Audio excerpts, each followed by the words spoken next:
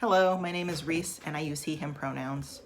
I have chosen Model 4 or the perception model for my speech today. Perception is a fluid, ever-changing feeling tied to many factors. I'm going to examine each section of the perception model and analyze the cause and effect. The first step in how we perceive is selection. This involves making sense of the stimuli or incoming messages via the five senses. We make sense of the stimuli using touch, taste, smell, sight, and sound. This is done via our channels, our eyes, our ears, and additionally touch. If we see or smell smoke coming from the oven, this would be an example of the first step of perception. Additionally, this can include non-verbal cues, such as seeing a houseless person or family on the side of the road asking for money, and even feeling the temperature outside. The second step in how we perceive is organization.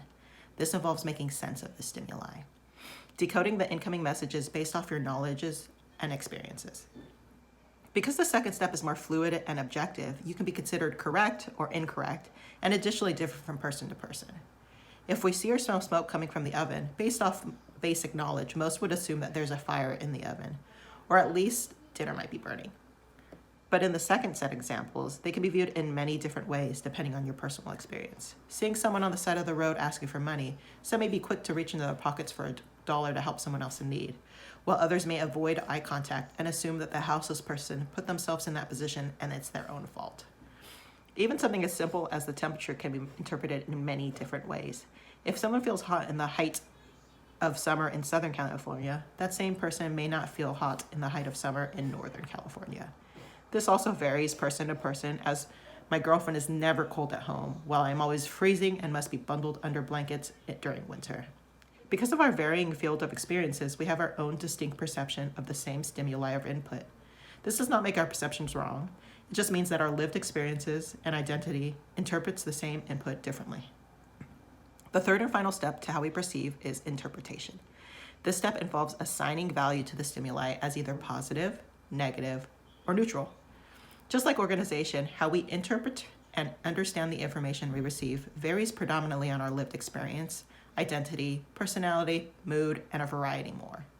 As Virginia Woolf said, though we see the same world, we see it through different eyes.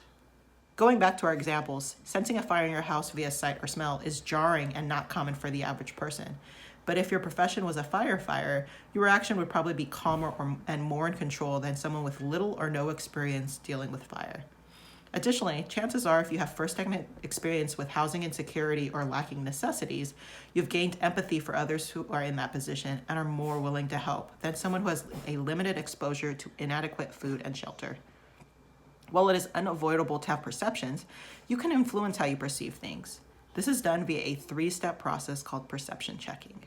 The first step is describing the situation or behavior with the intention of evaluating it, not judging. The second step is to think of many different interpretations for the action or behavior. This step is important because it lets you weigh all the options before internalizing it. The third and final step is to ask for clarification of what happened. This step is critical because it allows you to speak to the other party and understand the situation or behavior on a larger scale. Being able to understand a different point of view and not just jump to conclusions and internalize things can help you as a person grow and your relationship with the other party grow as well. In conclusion, the perception model is a breakdown of something we all do, whether we are consciously aware of it or not. The three main steps in the model are selection, organization, and interpretation. These steps happen regarding everything we do and encounter and are fluid depending on the person, their lived experiences, and can even vary day to day depending on their mood. While perception may be unavoidable, perception checking is a good way to remain level-headed in many situations, whether it be when your boss asks you to work on your day off, or if your partner is supposed to pick you up and they are not answering their phone. Being aware that how you perceive and react to things will have a consequence or reaction can help you ensure that you don't jump to conclusions or make exceptions. Thank you. Have a good night.